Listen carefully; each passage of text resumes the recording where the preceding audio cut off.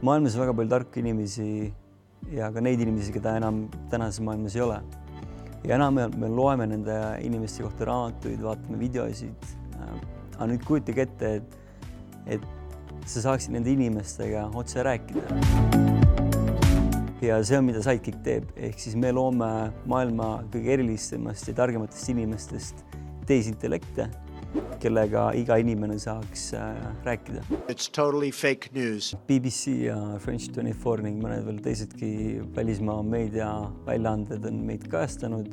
Hetkel tänaseks juba saab 5 tehisintellektiga rääkida.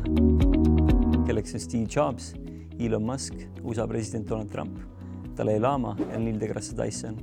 Hetkel meil on ka tulemas intervjuu maailma number 1 startup kiirendiga Y Combinator. Ehk siis loodetavasti see suvi me juba oleme San Franciscos ning järgmise paari aasta eesmärk on jõuda selleni, et Sidekick oleks miljonite inimeste käes ning ka inimesed saaksid juba hakata enda digitaalseid kehasid ehk siis tehisintellekti versiooni endast looma.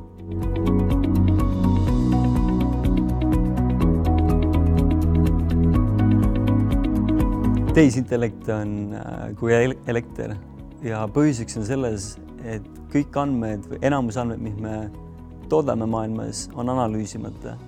Ja see võti, mis need andmed lahti teeb, on tehisintellekt. Näiteks Google'i iga toode, mida meie kasutame, on täna juba tehisintellekt sees. Ehk siis näiteks telefonis, Androidis, aku rakenduses kuni siis Google'i Translate'ini. Ja või siis isegi Google'i serveri pargid, kus elektrikasutust analüüsib tehisintellekt ja selle tulemusena 40% Google kasutab vähem elektrit.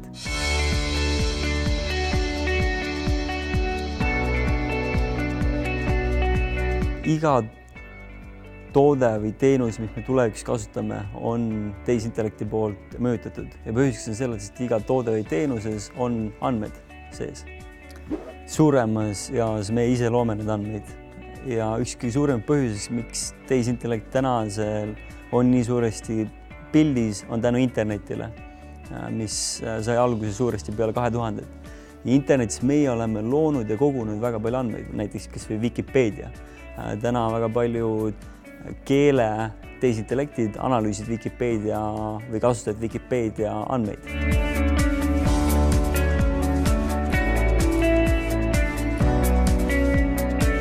Tänaseks see on suuresti väga hall ala ja võin tuua näiteks näite sellest, kui kasutada autoriõigustega pilte, tõmmata need pildid internetist alla ja treenida nende piltide peal närvivõrk, üks tehisintellekt, mis suudab ise uusi pilte genereerida. Siis seaduslikult täna keegi ei oska väga hästi öelda, kas see uus tehisintellekt kellele peaks kuuluma selle autoriõigused, need pildid, mis ta genereerib uued. Ja siin on väga palju avastamist.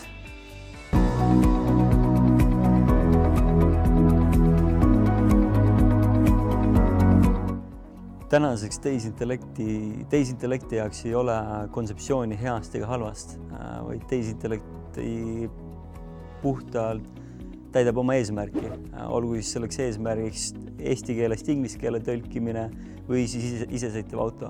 Ehk siis see oleneb suuresti 2 asjast, mis andmed me tehisintellektile sisse anname ja mis eesmärgi me anname, mis siis omakorda tähendab, et inimese otsustusvõime peab selle juures veel sees olema.